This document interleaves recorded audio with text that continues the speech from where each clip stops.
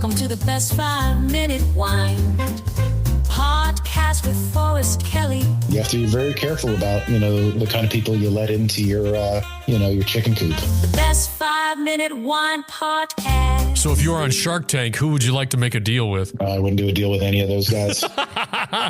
Those sharks.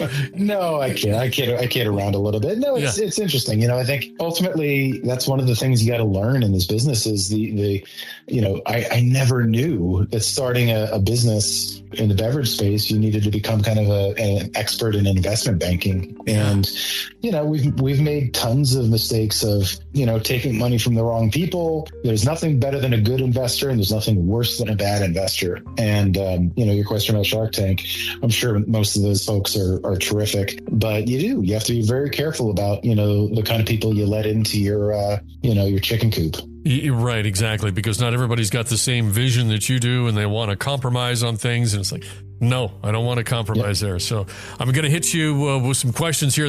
Okay, so looking here at a tweet.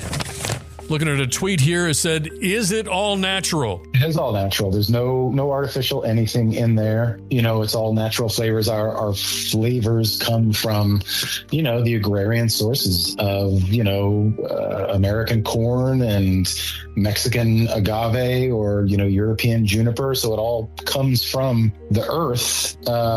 And, the only thing that exists in ours that doesn't really exist in an alcoholic beverage is, we use in the spirits, we use some preservatives to keep it fresh. Because I think one of the most interesting things that I found early days, and it's an obvious one now, but everybody thinks about alcohol as an intoxicant, and it is. But there's a reason that your bottle of bourbon can sit on the shelf forever, 30 years, 50 years, 100 years, because alcohol kills everything it touches. And so, without that to preserve it, you have to have other things in there. So ultimately, ours is all natural, and, we preserve it to make sure that it, stays nice and fresh in your, in your kitchen. So then with the natural ingredients, you're not using saccharin for sugar. No.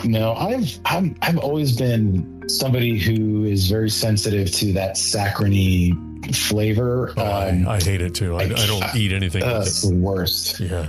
No, I'm like, people that drink Diet Coke, for example, like, God bless them. I just don't.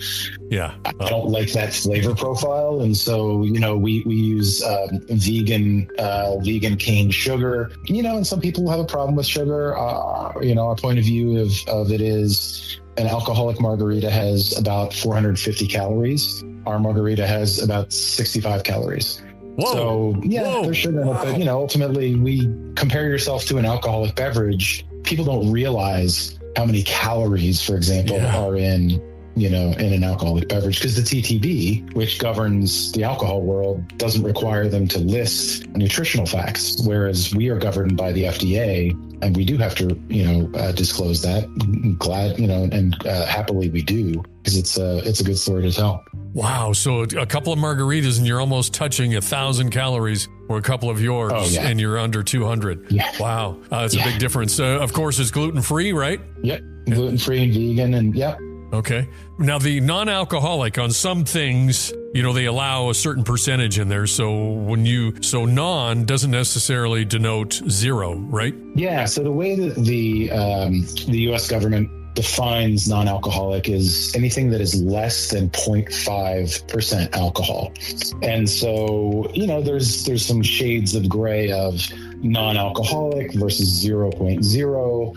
Our product is non-alcoholic, so there are trace amounts of alcohol in there. And, oftentimes when people go, "Oh no, I don't drink alcohol," it's pretty interesting to share that, the average banana, has more alcohol in it than, an entire bottle of our stuff. Yeah. Right. Okay. So, orange juice and things like that, alcohol naturally occurs, but we're not fermenting, adding alcohol. It's just, it's in there as a natural carrier. So I'm noticing on the labels that there's vitamins. Is that right? Tell me about that, huh? We've always just, had a point of view that, a cocktail is this multisensorial experience, right? I think, yes, you've got the nose and the flavor and the mouth feel, and you've got the bite and the burn of alcohol. And we replicate that with bespoke concoction of spices. So when you take a sip of our tequila or,